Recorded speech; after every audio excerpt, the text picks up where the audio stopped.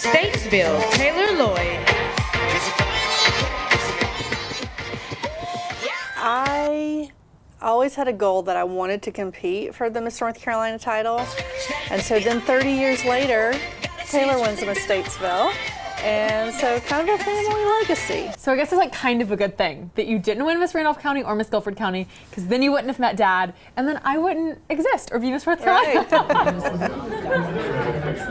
And for me, not having grown up in pageants, I grew up around them and in the way where I was seeing what they did for my family and learning about the traditions and the people and being able to bond with them. And it was much more of an introduction to a community rather than an introduction to a competition. So much so that when I decided I wanted to compete, I kind of had to convince them because they wanted to make sure I was serious about it. I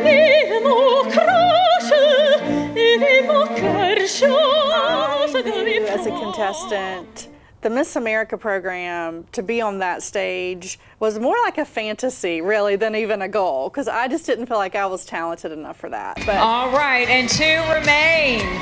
Taylor is very talented, very well-spoken, and Well, even so, I still felt that way when I started to compete. I was like, there's no way I could actually make it to Miss America. So everybody kind of has that in them, I'll say. It just seems like such a far-fetched goal, but I think that we have a really great potential here. There she is, ladies and gentlemen, Miss North Carolina 2023, headed to compete at the iconic Miss America competition.